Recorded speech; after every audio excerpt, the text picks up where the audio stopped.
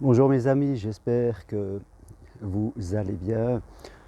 Vous voyez, je suis sur ce chemin, cette belle piste cyclable qui va jusqu'à la mer qui est à 8 km d'ici. D'habitude, ici sur ce chemin, il y a beaucoup de personnes qui vont travailler en vélo, en marchant, en trottinette, parce qu'elle va jusqu'à Montpellier Centre et elle va jusqu'à la mer. Elle suit ce que l'on appelle la route de la mer et aujourd'hui, il n'y a pas beaucoup de monde.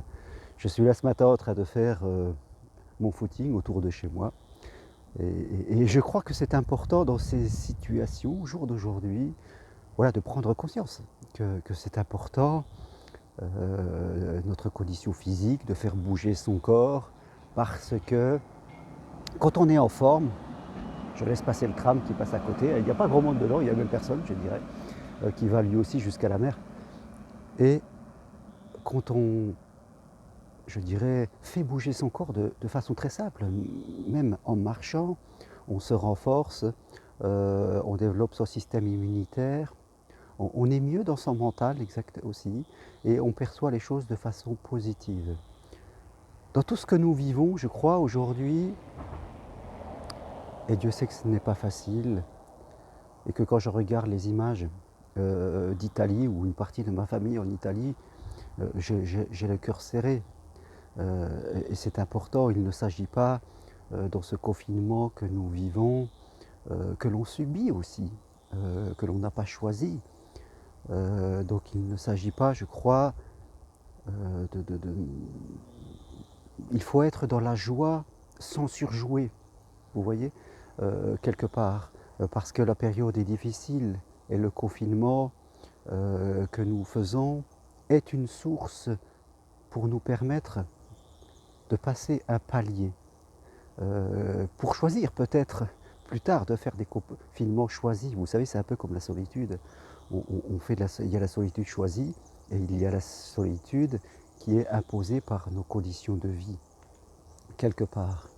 Donc, et c'est vrai qu'au regard de l'accompagnement des gens, c'est souvent quand nous traversons une crise, quelle qu'elle soit, que nous passons un palier. Pas forcément tout de suite, mais quelque temps après. Si je prends mon histoire personnelle, aujourd'hui ça fait une quinzaine d'années que je suis dans ce métier de l'accompagnement, j'étais dans un autre métier. Et quel a été le déclencheur?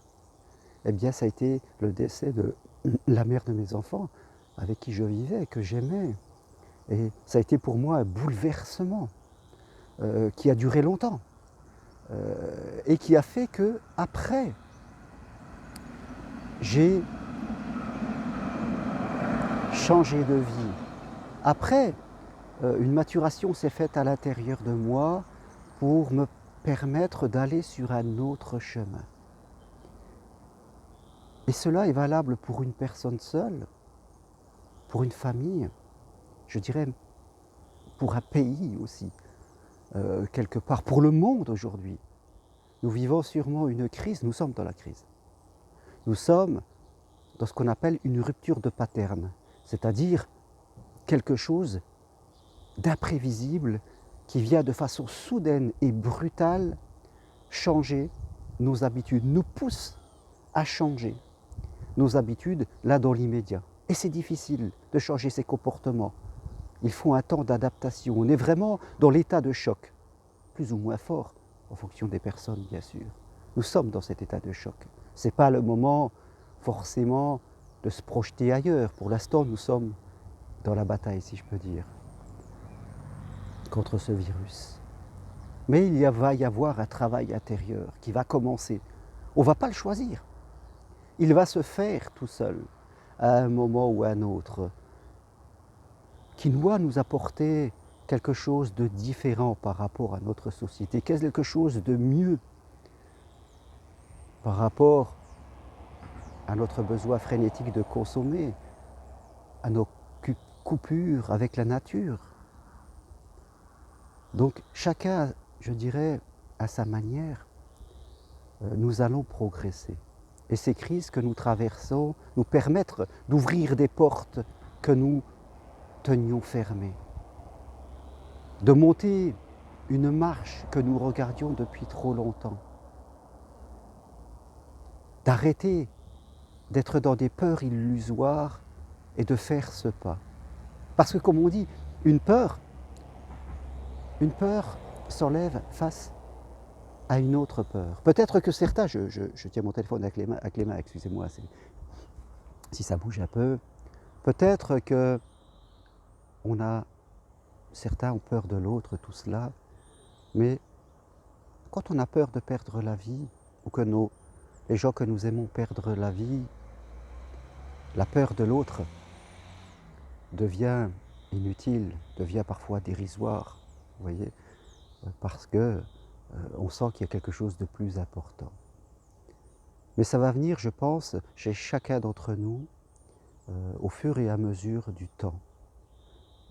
Et ce que je souhaite, c'est que nous sortions vraiment tous grandis de cette expérience malheureuse que nous vivons, que chacun d'entre nous continuons à faire ce qui nous est demandé parce que c'est important pour sauver un maximum de vies, pour aider tous les soignants et aussi pour nous permettre de passer un palier.